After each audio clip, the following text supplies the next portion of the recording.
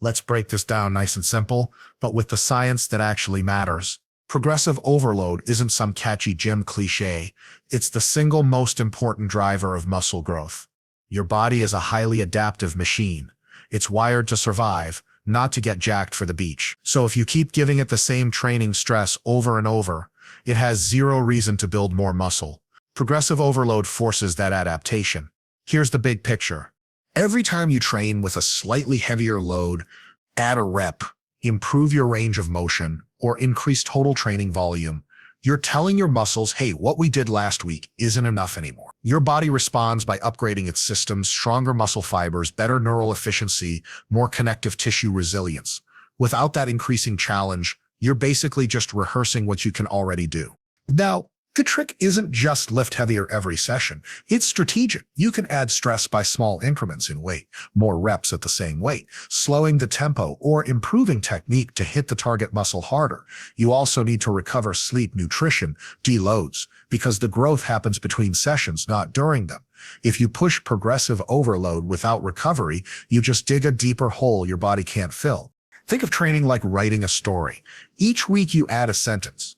If you stop adding sentences, the story never finishes. But if you add too many at once, huge jumps in weight, crazy volume, you burn out before the book is done. Smart, steady progression is how you keep that narrative moving until you've built a physique that actually looks trained. When we talk about muscles getting bigger and stronger, the first thing to understand is that the body is wired to stay exactly the way it is unless you give it a very good reason to change. Think about it, your body's number one job is survival, not aesthetics. If you keep lifting the same weight for the same number of reps week after week, your body has no incentive to build more muscle.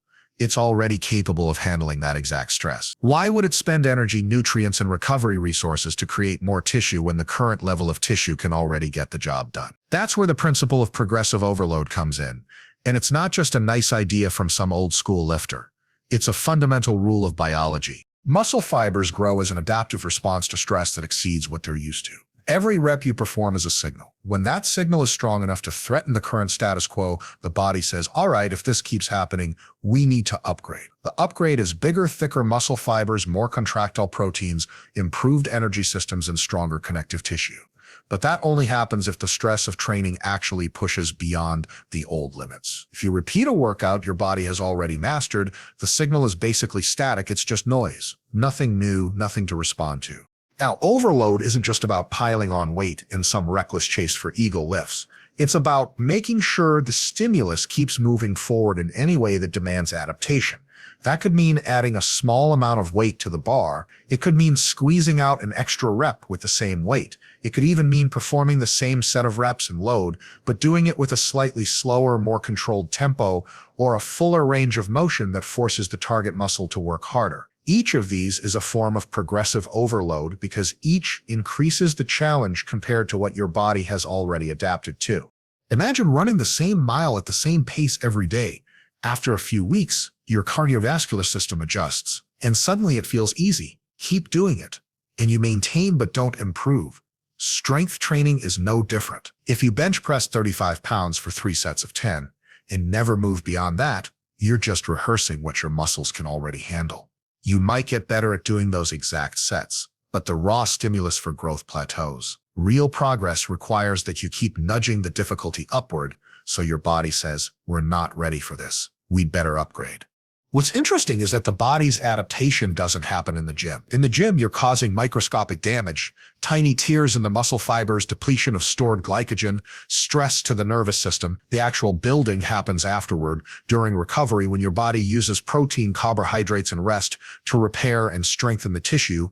Progressive overload is like turning up the volume on that repair signal. Without enough challenge, the signal is too faint, and nothing significant changes. With too much, you risk overwhelming the system and digging a recovery hole you can't climb out of.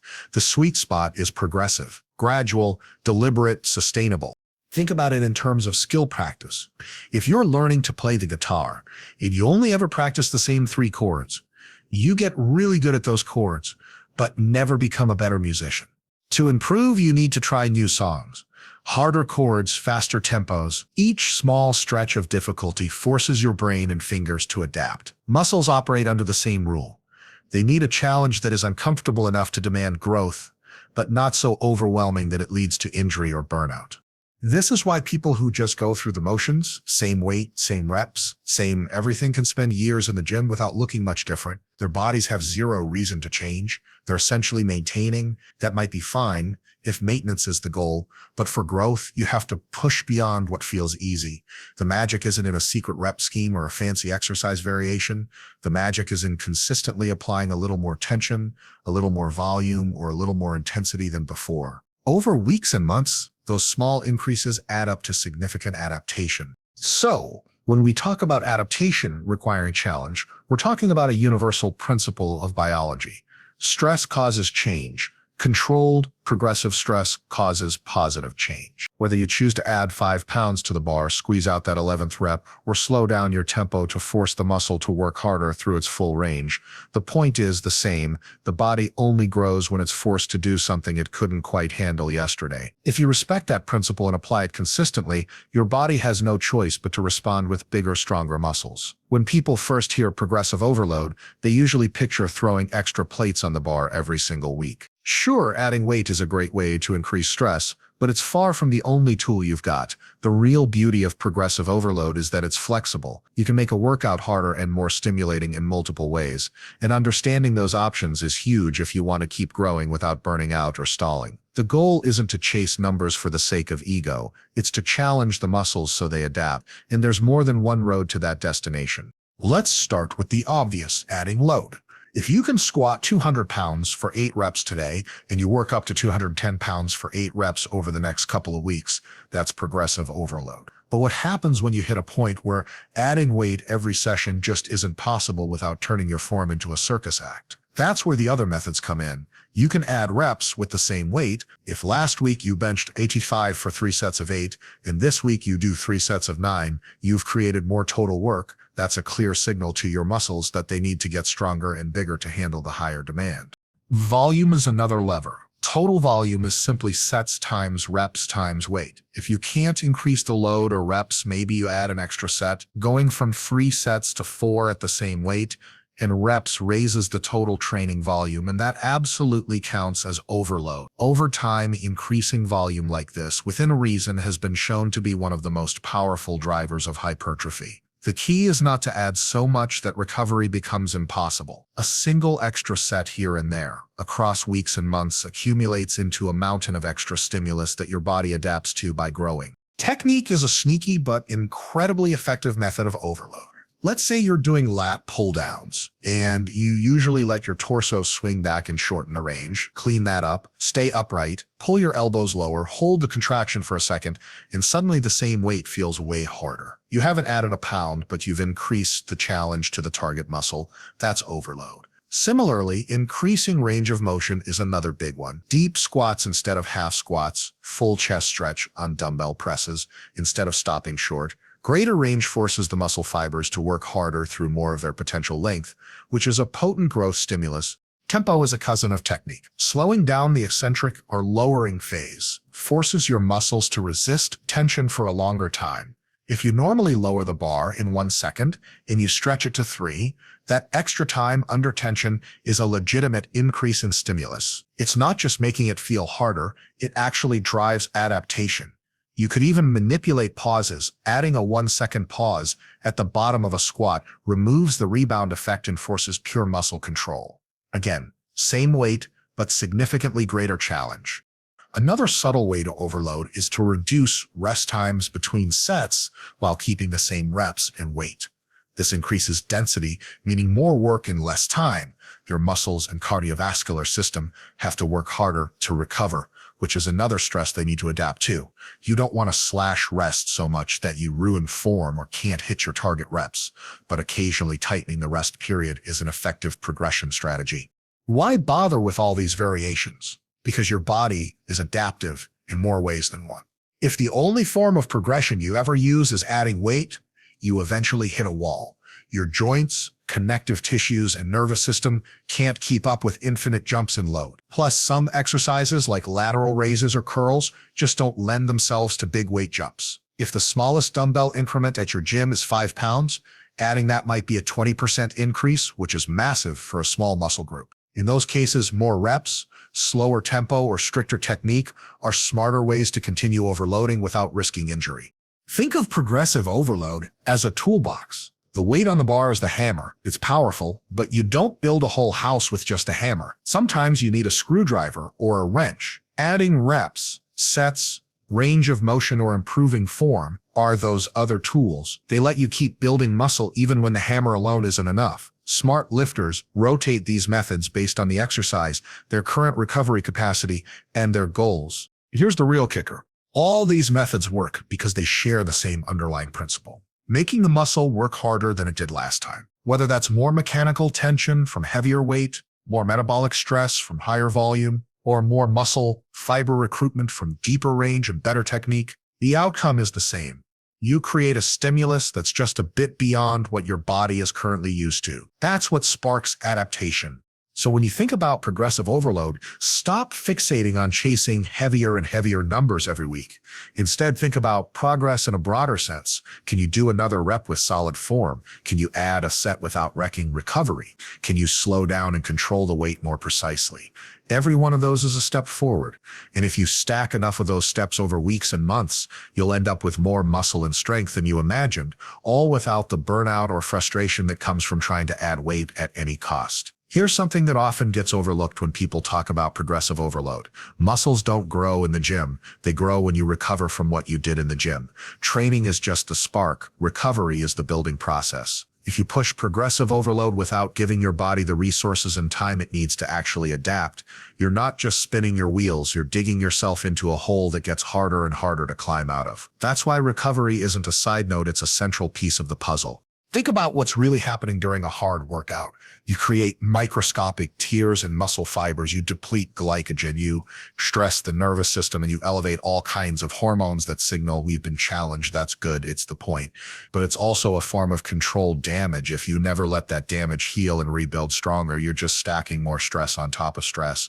Over time, that leads to fatigue, nagging injuries, plateaus, and even regression. The body's adaptive machinery only kicks in when it senses both the challenge and the chance to repair. No repair, no growth. Recovery starts with the basics, and the first big one is sleep. It's not glamorous, but deep, high-quality sleep is where the magic happens. During slow wave and REM cycles, your body releases growth hormone, ramps up protein synthesis, and restores nervous system balance. If you're hammering heavy sessions and sleeping 5 hours a night, you're basically hitting the brakes on your own progress. 8 or more solid hours might feel like overkill to a lot of people, but it's one of the most anabolic things you can do. Nutrition is the next piece. Muscle repair requires amino acids to rebuild the damaged fibers, carbohydrates to refill glycogen so you can perform again, and enough total calories to signal that the environment is safe for growth. If you're under-eating or skipping protein, you're trying to build a house without bricks. Progressive overload ramps up the demand for nutrients because each tougher session causes more micro-damage. That means your intake has to match your training ambition. You don't necessarily need a bodybuilder's bulk, but you do need a steady supply of protein spread across the day and enough carbs and fats to keep energy and hormones in check. Then there's the concept of deloads. A lot of lifters hate taking them because they feel like they're wasting time, but strategic periods of reduced intensity or volume are exactly what allow the body to supercompensate. When you train hard for weeks on end, fatigue slowly accumulates. You might not even notice it at first. You just feel a little sluggish. Maybe your joints ache a bit or your lifts stop moving up. That's your body telling you it's carrying more stress than it can recover from. A deload week where you cut back on weight or sets gives the recovery systems a chance to catch up. Paradoxically, that step back often leads to a bigger jump forward when you resume normal training. Managing overall stress is another overlooked factor. Your body doesn't care whether the stress comes from a heavy deadlift session, a sleepless night, or a brutal day at work. It all hits the same recovery resources. If your life outside the gym is chaotic, your ability to adapt to progressive overload takes a hit. That doesn't mean you have to meditate on a mountaintop, but it does mean paying attention to things like hydration, basic daily movement, and stress management habits. Even small improvements like getting outside for a walk or setting a regular bedtime can free up more of your body's capacity for muscle repair. A smart lifter treats recovery as part of the training plan, not an afterthought. That means scheduling rest days instead of training whenever I feel like it, and it means listening to biofeedback. Persistent soreness, declining performance, irritability, and trouble sleeping are all signs you're tipping into overreaching. It's far better to take an extra day off and come back stronger than to grind through and risk weeks of stagnation or injury. Remember, the goal is long-term progress, not heroic single-day efforts. It's also worth mentioning that recovery needs change as you get stronger. Early on, when the weights are lighter and the nervous system isn't stressed, you can get away with more frequent hard sessions. As you progress and the absolute loads climb, each set creates more mechanical tension and systemic fatigue. What worked for you as a beginner, 5 or 6 hard sessions a week, might be too much once you're squatting double body weight. Adapting your recovery strategy over time is part of respecting the principle of progressive overload. The bigger the stimulus, the bigger the recovery demand. So when we talk about why progressive overload works, we can't separate it from recovery. The overload provides the stimulus, but the adaptation, the actual growth, happens when you feed, rest, and manage your body well enough to let that stimulus take hold. Training harder while neglecting recovery is like trying to grow a garden while never watering it. You can plant more seeds, but nothing will sprout. On the other hand, when you balance challenging sessions with serious attention to sleep, nutrition, deloads, and stress management, you create the perfect environment for your body to build stronger, thicker muscle fibers every single week. That's not optional. It's the engine that makes the whole progressive overload model work. The last piece of the progressive overload puzzle is patience. Everyone wants results yesterday, and that mindset is what drives so many lifters to stall out or get hurt. Building muscle and strength is a slow, almost boring process when it's done right. The people who end up with big, powerful physiques aren't the ones making wild jumps in weight or chasing every new trend. They're the ones who show up week after week, adding just a little more over time. Consistency beats aggression every single time. Here's why. Your body can only adapt so fast. Muscle protein synthesis, connective tissue strengthening, neural efficiency. These are biological processes with natural limits. You can't hack them with sheer willpower. If you try to rush the process by adding too much weight or volume too quickly, you overload not just the muscles but also the tendons, ligaments, and joints that need time to catch up. It's when form breaks down, nagging pains start, and injuries happen. A strained tendon can set you back months, and no one builds muscle while they're sidelined. The lifters who understand this don't see training as a race, they see it as a long-term investment. Think about how progress actually happens in the gym. You have a good week and maybe add a rep here, a few pounds there. Sometimes you don't add anything at all. You just repeat the same numbers but with slightly better form or a steadier tempo. Over months, those tiny improvements stack up into serious gains. It's like compounding interest. A single penny doubled every day becomes over $5 million in a month, but you only notice the magic toward the end. Strength training works the same way. If you're patient enough to let the small, steady increases accumulate, the long-term payoff is enormous. This is where tracking your training becomes so important. Keeping a log of weights, reps, and sets isn't just for data nerds. It gives you a clear picture of how you're progressing and helps you make informed, gradual adjustments. Without a log, it's easy to get caught up in emotion, feeling like you should be lifting more. And that's when you take reckless jumps. With a log, you can look back and see the real trend, which reinforces the mindset that steady, incremental overload is exactly what works. Another key to consistency is understanding that not every session will be a personal record. Life gets in the way, poor sleep, a stressful day, or just normal fluctuations in energy. If you expect to beat last week's numbers every single time, you're setting yourself up for frustration. The smarter approach is to think in terms of weekly or monthly averages. Maybe you maintain the same numbers for a couple of sessions and then add a rep or a few pounds when it feels right. That's still progress. The long-term upward trend is what matters, not the day-to-day noise. Recovery ties directly into this. If you're patient with progression, you can match the stress of training with the resources you have to recover. Jumping ahead too fast creates a gap your body can't bridge, but when you increase slowly, your muscles, joints, and nervous system adapt and sync. That's how you build strength that lasts. It's not just about being careful, it's about respecting how the human body actually grows. There's also a mental side.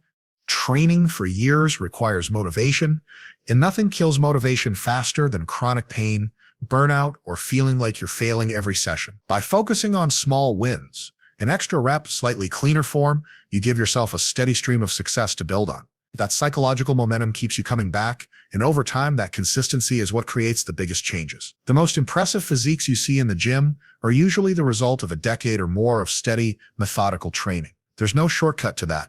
Let's be clear. Patience doesn't mean complacency. You still need to challenge yourself and strive to do a little better. But the mindset is different. You're not forcing progress, you're coaxing it.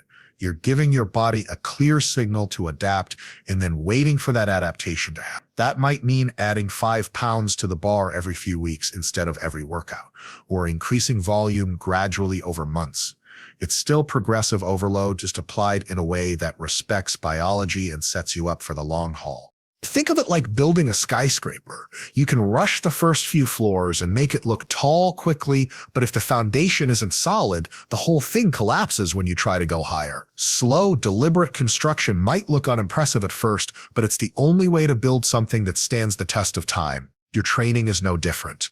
Every rep, every small increase is another brick. Over years, those bricks form a structure that's not just bigger and stronger, but stable and resilient. So when we talk about progressive overload, remember that the progressive part is just as important as the overload. Gradual, sustainable increases paired with relentless consistency. That's the formula.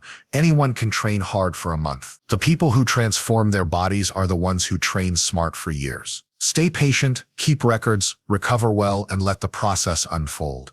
If you do that, the gains will come, and they'll last.